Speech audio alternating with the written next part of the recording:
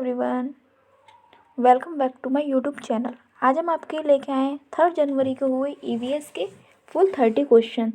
तो डिस्कस करते हैं हम अपने फर्स्ट क्वेश्चन के साथ। यदि आपको हमारी वीडियो पसंद आती है तो हमारी वीडियो को लाइक कीजिए और हमारे चैनल को विज़िट कीजिए। हमारे चैनल पर बहुत सारी शिफ्टों सीटेट की बहुत सारी शिफ्टों के सॉल्यूशन प्रोवाइड करा दिए गए हैं, आप उन्हें जाकर देख सकते हैं। क्वेश्चन नंबर 61 आया था। फर्स्ट क्वेश्चन था हमारा ईवीएस का। निम्न में से कौन से जानवर का आगे का दांत उसका पूरी ज़िंदगी बढ़ता रहता है? कौन से जानवर का दांत बढ़ता रहता है? इसका राइट आंसर क्या होगा? गिलहरी। गिलहरी के दांत, जो आगे के 2 दांत होते हैं, वो बढ़ते रहते हैं, पूरी ज़िंदगी बढ़ते रहते हैं। जब तो आपने देखा होगा गिलहरी ज़्यादा अपने दांतों को तोड़ती रहती हैं, टाइट टाइट चीज़ें खाती हैं। क्वेश्चन नंबर 62 आया था हमारा। नीचे दिए गए विकल्पों में से मधुमक्खी की सर्वाधिक उपयुक्त विशेषताएं पहचानिए। केवल रानी मक्खी ही अंडे देती है और नर मक्खी के कार्यकर्ता में कोई भूमिका नहीं होती। सभी मादा मक्खी अंडे देती हैं और कार्यकर्ता मक्खी भोजन को खोजती है और उसको छत्ते में लेकर आती है। इसका राइट आंसर होगा ए, बी और डी। क्वेश्चन नंबर 63 आया था हमारा।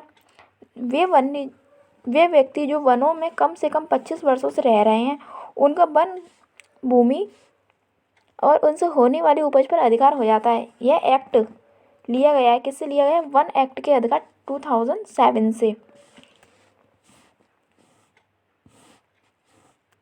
क्वेश्चन नंबर 4 क्वेश्चन आया था हमारा। झूम खेती है। झूम खेती कैसी है?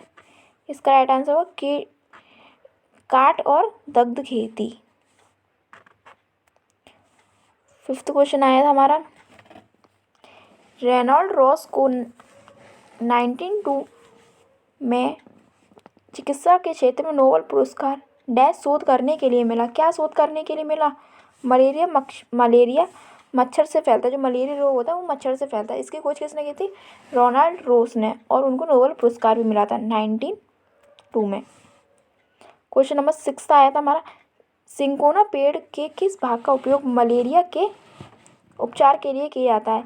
इसका राइट आंसर होगा छाल। जो सिंकोना की छाल होती है उसे मलेरिया के उपचार के लिए किया जाता है। अब मलेरिया से इस शिफ्ट में 2 क्वेश्चन आ गए। 67 क्वेश्चन आया था। सांप के जहरीले दांतों को क्या कहा जाता है? इसका राइट आंसर को विषदंत कहा जाता है। क्वेश्चन नंबर 68 आया था। निम्न में से भारत में मिलने वाला कौन सा सांप जहरीला नहीं है? इसका राइट आंसर होगा भारतीय सैल अजगर पाइथन। ये जहरीला नहीं है। क्वेश्चन नंबर 69 आया था हमारा। वर्मी कंपोस्टिंग एक विधि है जिसमें खाद बनाने में डैश उपयोग होता है।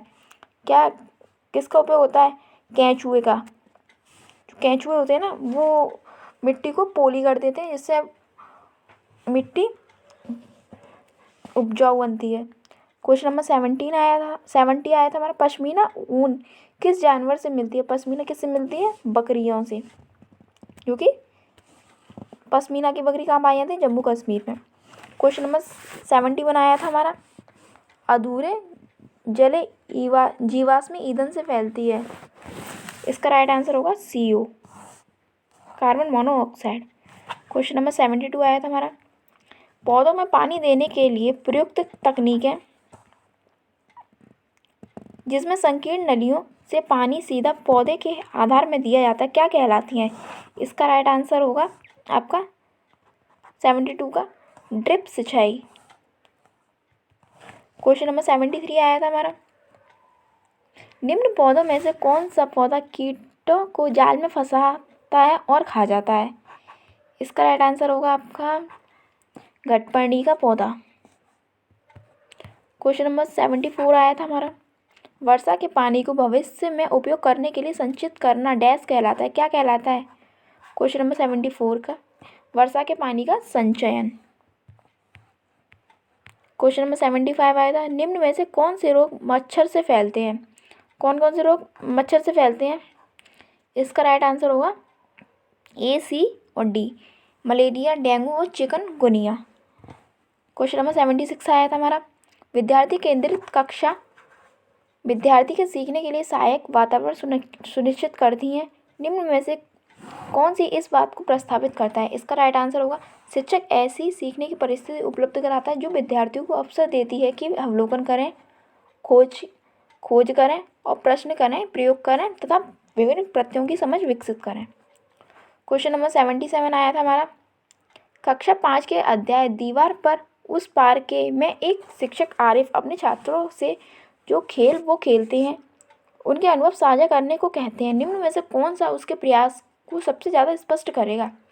इसका राइट आंसर क्या होगा? कुछ मुद्दों की समझ का विकास, जैसे कि लड़के व लड़कियां एक जैसे खेल, सभी के लिए समान अवसर तथा टीम भावना। क्वेश्चन नंबर 78 आया था हमारा। निम्न में से कौन सी विधि प्राथमिक कक्षाओं में ईवीएस की समझ के लिए सबसे उपयुक्त है? इसका राइट आंसर क्या होगा? जांच आधारित विधि।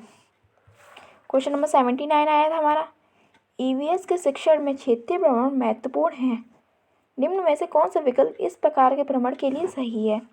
इसका राइट आंसर होगा पूर्व योजना तथा प्रतिपुष्टि क्रियाकलाप के साथ स्कूल के नज़दीक किसी स्थान पर जाना। क्वेश्चन नंबर 80 आया था हमारा। एक ईवीएस की कक्षा को खुशगवार होना चाहिए। निम्न में से इस संदर्भ में निम्न में से कौन सा कथन सही होगा? इसका राइट आंसर क्या होगा? अवलोकन, अन्वेषण, प्रश्न पूछना एवं क्रियाकलाप करना। एक्टिव क्लास होनी चाहिए। क्वेश्चन नंबर 81 आया था हमारा। बच्चों में विश्लेषणात्मक विचार विकसित करने के लिए वंश वृक्ष एक उपयोगी उपकरण है। इसका राइट आंसर क्या होगा? यह अनेक पीढ़ियों से परिवार के सदस्यों के आपसी संबंधों के बारे में है। क्वेश्चन नंबर 82 आया था हमारा। ईवीएस का आकलन संकेतक है। कैसा ईवीएस का आकलन है? आकलन का संकेतक है क्या है? चर्चा करना। क्वेश्चन नंबर 83 आया था। कक्षा 3 के विषय मानचित्रण के अंतर्गत कौन सा क्रियाकलाप छात्रों के लिए सबसे उपयुक्त होगा? इसका राइट आंसर होगा 83 का सेकंड ऑप्शन। उनसे उनके घर के स्कूल का रास्ता अंकित करने को कहना। क्वेश्चन नंबर 84 आया था।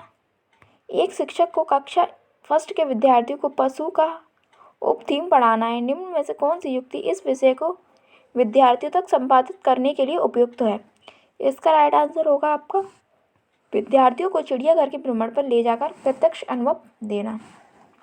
क्वेश्चन नंबर 85 आया था। डॉक्टर व्यूमॉन्ट के प्रयोग विद्यार्थियों को वैज्ञानिकों की भूमिका समझने में सहायता करती हैं। नीचे लिखी वैज्ञानिक विधि को उपयुक्त क्रम में व्यवस्थित कीजिए। इसका राइट आंसर होगा 85 का ऑप्शन नंबर 4। पहले 6 आएगी, फिर 6 3 5 4 1, 6 3 2 5 4 1। पहले 6 प्रेक्षण करना, फिर 3 प्रश्न पूछना 6 3। इसका राइट ऑप्शन क्या हो जाएगा? 6 3 2 5 4 1। चलते क्वेश्चन नंबर 86 पे। क्वेश्चन नंबर 86 आया था। विद्यार्थियों को जैव विविधता का अनुभव देने के लिए कौन सी युक्ति ठीक है? इसका राइट आंसर क्या होगा? पक्षी अभ्यारण्य में अवलोकन के लिए ले जाना, जैव विविधता का अनुभव देने के लिए। क्वेश्चन नंबर 87 आया था। आदित्य एक होनहार विद्यार्थी है। उसे लगता है कि उसकी कक्षा के शिक्षक उसकी जिज्ञासा की पूर्ति के लिए कार्य करें। उसके शिक्षक को किस प्रकार का हस्तक्षेप करने की आवश्यकता है?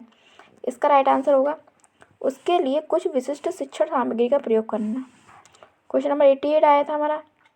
इनमें से क्या पर्यावरण अध्ययन का भाग है? क्या भाग है पर्यावरण अध्ययन के? इसका राइट आंसर होगा विज्ञान, सामाजिक विज्ञान और पर्यावरण शिक्षा से संबंधित मुद्दे और सरोकार।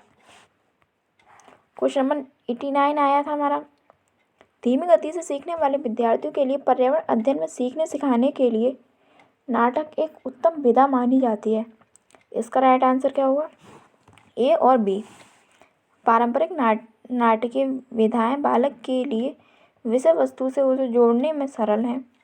धीमी गति से सीखने वाले विद्यार्थियों अभिनय पसंद करते हैं। और आज का हमारा लास्ट क्वेश्चन था हमारा। पर्यावरण अध्ययन की पाठ्यपुस्तक विद्यार्थियों को सहायता करती है। किसमें सहायता करती है पर्यावरण की जो पाठ्यपुस्तक होती है विद्यार्थियों में? इसका राइट आंसर होगा सभी संसाधनों के द्वारा ज्ञान की रचना करने में। ये हो गए हमारे ईवीएस के फुल 30 क्वेश्चन इस सेट के। यदि आपको हमारे कुछ सारी वीडियो पसंद आती है, हमारी वीडियो को लाइक कीजिए और हमारे चैनल को विजिट कीजिए। ऐसे ही और वीडियो पाने के लिए बने रहिए। अब मिलते हैं आपसे नेक्स्ट वीडियो में। तब तक के लिए जय हिंद, जय भारत।